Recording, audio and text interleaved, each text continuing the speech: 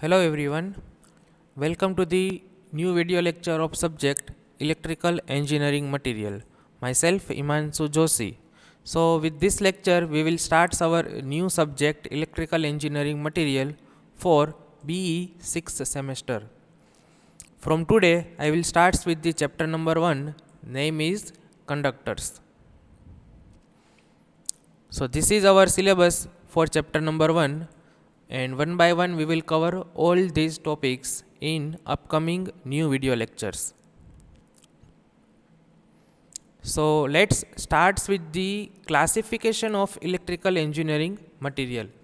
So basically electrical engineering material classified into the four categories: conductor, semiconductor, insulator and magnetic material, in which semiconductor is again classified into two categories, subcategories: intrinsic semiconductor and extrinsic semiconductor. And the last, magnetic material, is also classified into its five subcategories: ferromagnetic material, paramagnetic material, diamagnetic materials, antiferromagnetic materials and ferrites. So in our entire syllabus of electrical engineering material, we will do the study of all these four categories of electrical engineering material, in which we will start with conductors. Another classification which is not that much of popular is comes under the bimetals. That means material used for electrical machines, electrical contact material which is used for filaments, material used for fuse elements like copper, material used for heating elements which is basically used in brushes in electrical machines, and carbon type material which is used to make the contact of electrical material. There is also another types of electrical engineering material which is metals and non-metals. Metals include iron, aluminium, copper, zinc, lead, etc. Non-metals means plastic, rubber, leather, carbon, asbestos, etc. Metal also classified into the ferrous and non-ferrous. So basically we have three classification of electrical engineering material. First is conductor, semiconductor, insulator and magnetic material. Second is bimetal, contact material, heating element, carbon material, and last one is metals and non-metals. But I can say that this is very accurate classification which include conductor, semiconductor, insulator and magnetic material. Another two is also important but that much not popular like first one. So to start with studying of electrical engineering material and conducting material, first of all we have to understand what is resistivity and what is conductivity. So resistivity is the property of conducting element to resist the flow of current, and conductivity is the property of electrical engineering material which is used to flow the flow of electron, that means flow of current, which is help. Resistivity will resist the flow of current, conductivity will help to flow of current. So we can say that resistivity and conductivity are inversely proportional to each other. So the material which has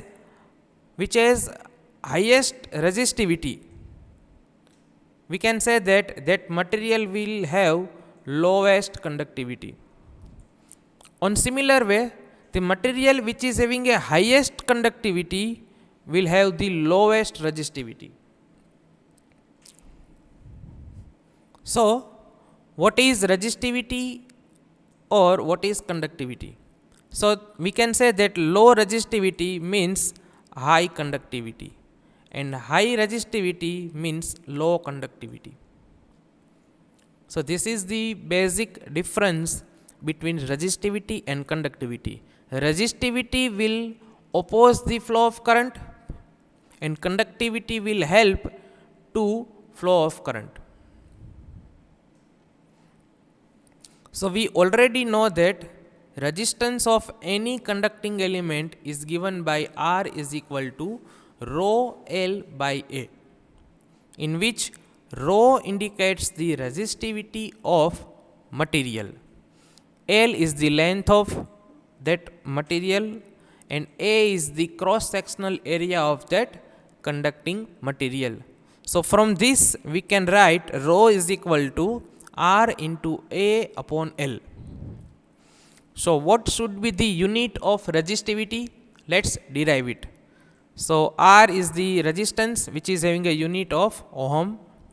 A is the cross sectional area, so its unit is meter square, and L is the length of that wire, so its unit is meter. So the unit of resistivity is given by ohm into meter. So let's derive the unit for conductivity. So rho is the resistivity, whereas sigma is the conductivity of material, it is which is given by 1 upon rho. So rho is equal to R A upon L. So the formula for conductivity is L upon R into A, and its unit is Siemens. Clear? So unit of resistivity is ohm into meter, and unit of conductivity is given by Siemens.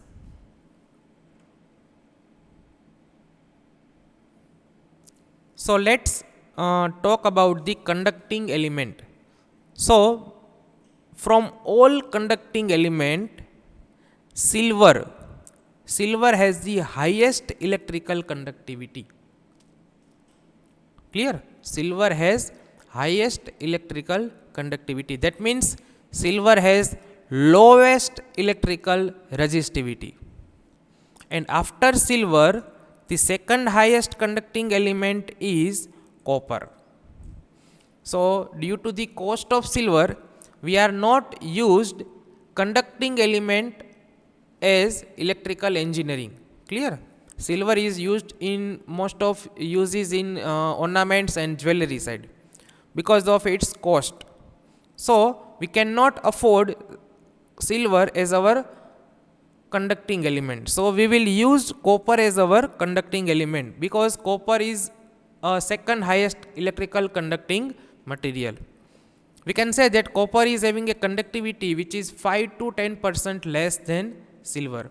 But due to the cost of silver is very much higher than copper, we are using the copper as our primary conducting element in electrical engineering.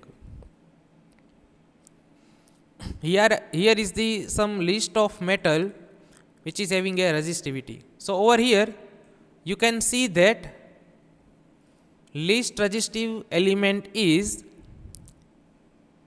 silver. Clear?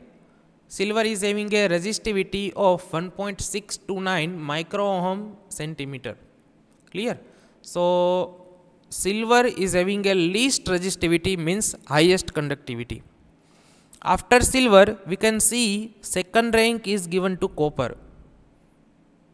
Clear? Second rank is given to copper. Copper is having a resistivity in the range of 1.68 to 1.7. Clear? So second rank is copper. Third rank is given to gold. Clear? Gold is comes on the third rank, and fourth rank is given to aluminium. Clear? Aluminium is also having a low resistivity element. So first rank is given to silver. First rank is given to silver, second is copper, third is gold, fourth is aluminium. So basically silver and gold, which are costlier element, costlier metal. So we cannot afford gold wire and silver wire in our regular electrical services. So basically we are depends on copper and aluminum. Copper is used for winding element to make the coil in electrical machine like armature and field winding, which is used in generators and motors. And aluminum we are going to use in our transmission line to transmit the power from generating station to receiving end side. So the transmission line are basically made up with aluminum, and winding like coil, armature and field are made up of copper. We are not using silver and gold in our regular electrical conducting element because of its cost. So let's study about the properties of electrical engineering material. So basically 5 types of properties which we have to consider for the choice of conducting material. First one is the physical property, electrical property, mechanical property, magnetic property and chemical property. So let's start with the physical property. First one is the melting or freezing point. What do you mean by melting or freezing point? For example, we are having a solid material. So when we increase the temperature of that solid material, it will comes to solid to liquid form. So the temperature at which this conversion will take place, the temperature at which this conversion will take place is called melting point. Clear? जिस temperature पे solid liquid में convert होता है उस temperature को हम कहेंगे melting point. And inversely, और उसका जो इनवर्स होगा, that means the temperature at which liquid will convert into the solid. Clear? The temperature at which liquid will convert into solid is called freezing point, is called freezing point. Clear? So melting point किसे कहते हैं? जिस temperature पे solid liquid में convert होगा. और freezing point किसे बोलेंगे? जिस टेम्परेचर पे लिक्विड सॉलिड में कन्वर्ट होगा. Third one is the boiling point. So boiling point किसे हम कहेंगे? The boiling point is the temperature at which liquid will convert into vapor.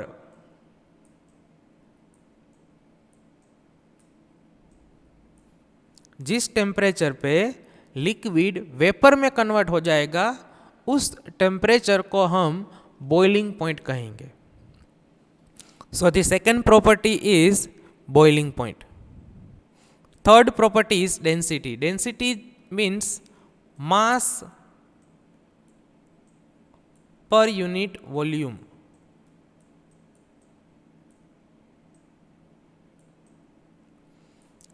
Mass per unit volume मतलब कि कितने वॉल्यूम में, कितने साइज में, कितना केजी मटेरियल फिल हुआ है उसे हम बोलेंगे density. Next one is the coefficient of expansion. That means with the effect of temperature और surrounding atmosphere, what should be the expansion that we can see in our conducting material? That is known as the coefficient of expansion. Temperature के प्रभाव से material का size जो change होगा वो किस rate से चेंज होगा उसे हम बोलेंगे कोफिशिएंट ऑफ एक्सपांशन.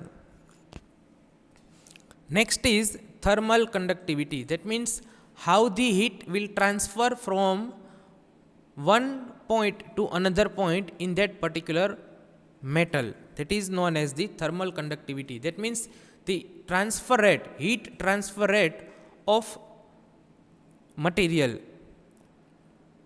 So जो हीट ट्रांसफ़र का रेट होता है वो अलग अलग मटेरियल में अलग अलग होता है. किसी मटेरियल में फास्ट होता है, किसी में स्लो होता है. जिसमें फास्ट होता है उसमें हम बोलेंगे कि उसकी थर्मल कंडक्टिविटी अच्छी है. जिसमें स्लो होता है उसे हम कहेंगे कि उसकी कंडक्टिविटी थोड़ी कम है। Next is electrical resistivity that we have already seen, जो अपोज करेगा, रजिस्ट करेगा फ्लो ऑफ इलेक्ट्रॉन को, उसको हम बोलेंगे electrical resistivity. Second property is the electrical property. So first property is resistivity, जो रजिस्ट करेगा फ्लो ऑफ करंट को। सेकंड इज द कंडक्टिविटी, जो हेल्प करेगा करंट को, करंट का फ्लो होने में जो हेल्प करेगा, उस प्रॉपर्टी को हम कहेंगे कंडक्टिविटी। जो अपोज करेगा उसे हम कहेंगे resistivity. Temperature coefficient of resistance, that means we have already know that the effect of temperature, temperature change होगा तो उसका रेजिस्टेंस चेंज होगा, किसी मटेरियल का ज़्यादा होगा, किसी मटेरियल का कम होगा, तो उस कोफिशिएंट को हम बोलेंगे temperature coefficient of resistance. That means what is the effect of temperature on resistance.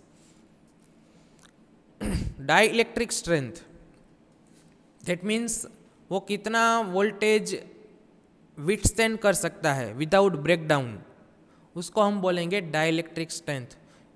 Dielectric strength is also called as insulation, that means which is having a least free electron। उस ये properties हमें dielectric material में ज़्यादा देखने को मिलती है, conducting material में कम देखने को मिलती है। Thermoelectricity that we will run in our upcoming lecture. Thermoelectricity मतलब टेम्परेचर डिफरेंस की वजह से जो इलेक्ट्रिसिटी जनरेट होती है वो मिली वोल्ट या माइक्रो वोल्ट में होती है, उस कॉन्सेप्ट को हम कहेंगे thermoelectricity. And the last is superconductivity, that means the conducting material which is having a zero resistance, उस कॉन्सेप्ट को हम कहेंगे सुपर कंडक्टिविटी। ये हम हमारे अपकमिंग लेक्चर्स में ये दोनों टॉपिक कवर करेंगे। Third one is the mechanical property. Mechanical property includes the strength, elasticity, plasticity, ductility, malleability, toughness, brittleness, hardness, fatigue and creep. So let's discuss these all property by one. First one is the strength. So no need to explain the word strength. Let's start with the elasticity. What do you mean by elasticity? Elasticity is the ability to deform the material body to return its original shape and size when force causing the deformation are removed. मतलब कि अगर किसी material में हम अगर force apply करते हैं तो उस फोर्स की वजह से वो डिफॉर्म होगी, मतलब कि उसका शेप चेंज होगा। लेकिन अगर हम वो फोर्स रिमूव कर लेते हैं तो वो मटेरियल अपना ओरिजिनल शेप एंड साइज फिर से अचीव कर लेगा। इस प्रॉपर्टी को हम कहते हैं इलास्टिसिटी।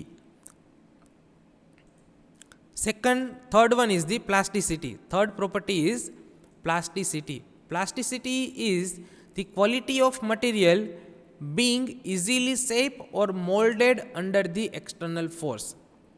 प्लास्टिसिटी का मतलब ये होता है कि एक्सटर्नल फोर्स के प्रेजेंस में हम किसी भी मटेरियल का साइज और शेप चेंज कर सकते हैं। अगर वो होता है तो उस प्रॉपर्टी को हम कहेंगे plasticity. The fourth property is ductility. Ductility means the ability of material to be drawn और plastically deform without fracture. That means हम किसी भी मटेरियल को खींच के उसके वायर बना सकते हैं। क्लियर? विदाउट फ्रैक्चर मतलब कि उसे तोड़े बिना किसी भी मटेरियल को हम खींच के लंबा करके उसके वायर बना सकते हैं। इस प्रॉपर्टी को हम कहते हैं डक्टिलिटी। दैट मीन्स डक्टिलिटी क्या बताती है कि कौन सा मटेरियल कितना सॉफ्ट है। अगर वो जानना है तो उसकी डक्टिलिटी को हमें चेक करना होगा।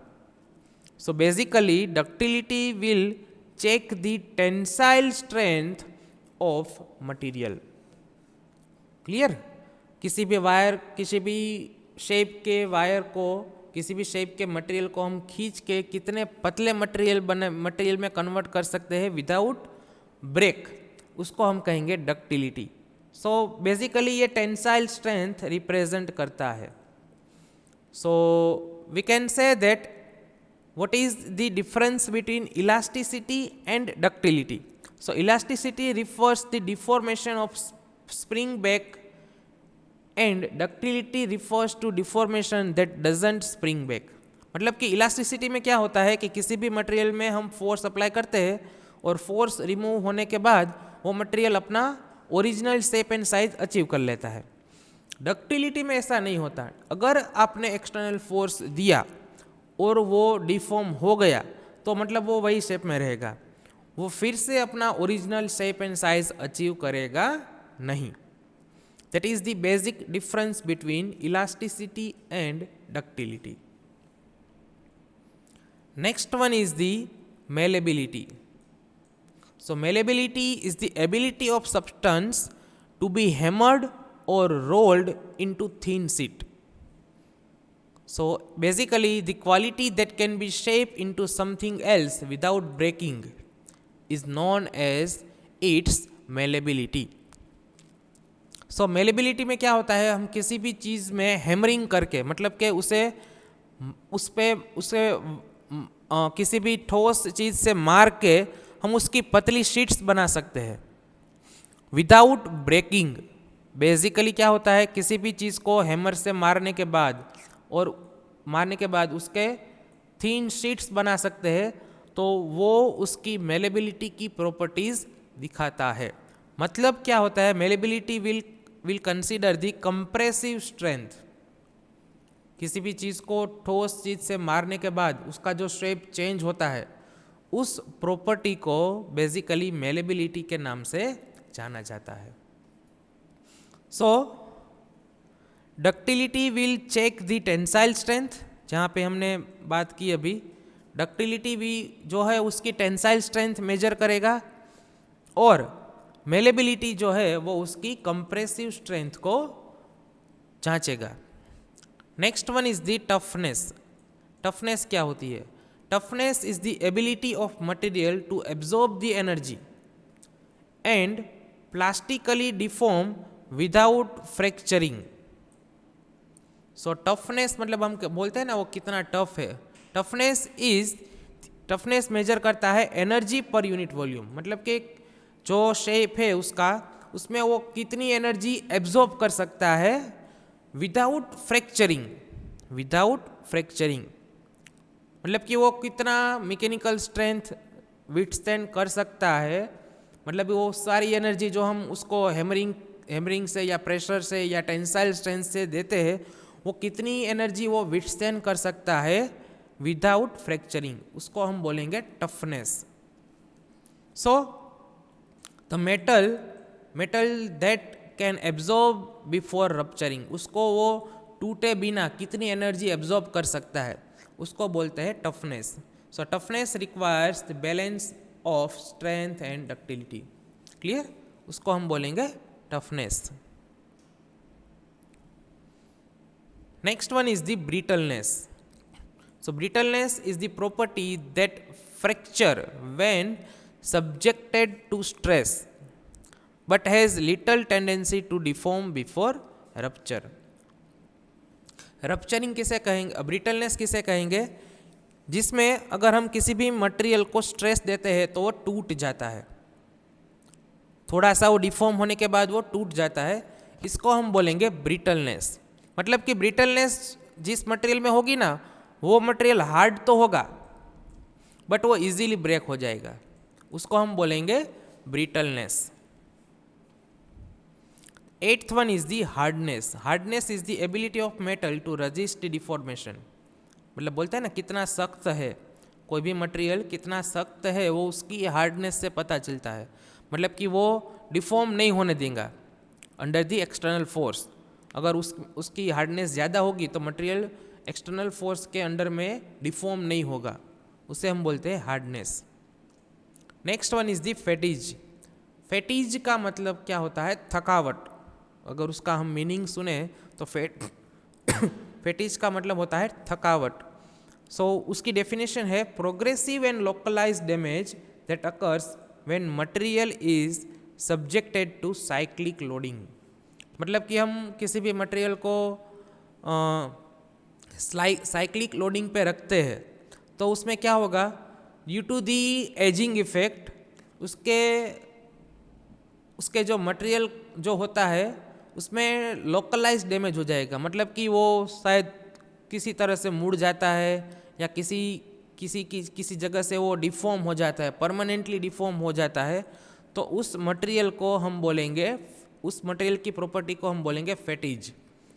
That means due to the loading, cyclic loading, वो मटेरियल डैमेज हो जाता है उसकी फैटिज की प्रॉपर्टी की वजह से, उसको हम बोलेंगे फैटिज। नेक्स्ट है creep. Creep is the tendency of solid material to move slowly और deform permanently under the influence of mechanical stress. So creep का मतलब क्या होता है, वो परमानेंटली डिफॉर्म हो जाएगा under the influence of mechanical strength. So we can say that fatigue और creep something similar to each other. Fatigue में क्या होता है, शुरू में कुछ नहीं होता, ठीक है, शुरू में कुछ नहीं होता, मतलब साइक्लिक लोडिंग अगर हम रिपीटेडली अप्लाई करते हैं ज़्यादा लोड तो वो डैमेज हो जाएगा वहाँ से, ठीक है, उसे हम फैटिज कहते हैं। मतलब कि अगर शुरू में अगर आपने लोड दिया है तो उसका साइज और शेप रिफॉर्म हो जाएगा, लेकिन अब साइक्लिक लोडिंग उसको मिल रहा है, कंटिन्यूसली लोडिंग मिलता है ड्यू टू लॉन्ग टाइम तक अगर उसे साइक्लिक लोडिंग मिलता है तो वो परमानेंटली डैमेज हो जाएगा, उसे हम बोलते हैं फैटिज। और क्रीप क्या कहते हैं, क्रीप क्या होता है, मैकेनिकल स्ट्रेस आपने दिया और वो डायरेक्टली डिफॉर्म हो जाएगा, परमानेंटली डिफॉर्म हो जाएगा, उसे हम बोलेंगे क्रीप, उसमें साइक्लिक लोडिंग होता नहीं है। Fourth category is the magnetic property in which first one is the permeability. इसका सिंबल है mu. So permeability is the magnetization that material obtained in response to an applied magnetic field. So permeability measures how easily magnetic line of force can pass through a material. किसी भी material की magnetic strength check करनी है तो हमें उसकी permeability major करनी चाहिए। क्या बोलते हैं परमिएबिलिटी को, कि अप्लाइड, हमने जो मैग्नेटिक फील्ड अप्लाई किया हुआ है उस मैग्नेटिक फील्ड में से मैक्सिमम मैग्नेटिक लाइंस पास होती है तो वो मटेरियल मैग्नेटिक प्रॉपर्टी के लिए सूटेबल है, और कितनी लाइंस ऑफ फोर्स पास होगी वो डिपेंड करेगा उसकी परमिएबिलिटी पे, ठीक है, उसे हम बोलेंगे परमिएबिलिटी। मतलब कि अगर फॉर एग्जांपल हमारे पास कोई कॉइल है और हमने उसको मैग्नेटिक इलेक्ट्रोमैग्नेट में कन्वर्ट किया हुआ है तो उसमें से जो मैग्नेटिक लाइन ऑफ फोर्स निकलेगी, क्लियर, वो दूसरे मटेरियल में आसानी से पास हो जानी चाहिए। कब होगी वो आसानी से पास, जब उसकी परमिएबिलिटी ज़्यादा होगी। सो बेसिकली परमिएबिलिटी वो बोलते हैं उसे कि मैग्नेटिक प्रॉपर्टी वो कैसे अपने अंदर में डेवलप करेगा, वो डिपेंड करता है उसकी परमिएबिलिटी पे। Second definition is coercive force. Coercive force किसे बोलते हैं, of the opposing magnetic intensity that must be applied to a magnetized material to remove the residual magnetism. अगर किसी भी मैग्नेटिक मटेरियल की मैग्नेटाइजेशन ज़ीरो करनी है, किसी भी मैग्नेटिक मटेरियल की मैग्नेटिज्म को ज़ीरो करना है तो हमें रिवर्स डायरेक्शन में कितना मैग्नेटिक फोर्स अप्लाई करना पड़ेगा, उसे हम बोलते हैं कोएर्सिव फोर्स, ठीक है। अगर किसी भी इलेक्ट्रोमैग्नेट का मैग्नेटिक फील्ड हमें ज़ीरो करना है तो हमें क्या करना होगा, उसके जिस डायरेक्शन में वो मैग्नेटिक फोर्स है उसके अपोजिट डायरेक्शन में हमें दूसरा मैग्नेटिक फोर्स अप्लाई करना होगा। तो उस रिवर्स मैग्नेटिक फोर्स को हम बोलते हैं कोएर्सिव फोर्स। दूसरी डेफिनेशन हमें यही बताती है, the amount of reverse magnetic field which must be applied to a magnetic field to make the magnetic flux return to zero. ये हम जब हिस्ट्रेसिस कर्व पढ़ेंगे उसमें हम डिटेल में ये कोएर्सिव फोर्स स्टडी करेंगे। नेक्स्ट है magnetic hysteresis. So what is the magnetic hysteresis? Magnetic hysteresis is known as hysteresis loop, दूसरा नाम है उसका hysteresis loop, is the graph between magnetizing force versus magnetic flux density. ये हम जब magnetic material पढ़ेंगे तब डिटेल में ये स्टडी करेंगे हिस्ट्रेसिस लूप, बट वो क्या है, ये ग्राफ है magnetic force H versus magnetic flux density. So this graph shows the characteristics of material being used। ठीक है, ये ग्राफ हमें क्या बताता है कि मैग्नेटिक मटेरियल जो यूज़ हुआ है उसके कैरेक्टरिस्टिक्स कैसी है। वो हम कैरेक्टरिस्टिक्स हम कैसे डिफाइन करेंगे, कैसे पता करेंगे कि वो कैरेक्टरिस्टिक कैसी है, वो हम पता करेंगे उस ग्राफ की साइज़ और उस ग्राफ का शेप देख कर।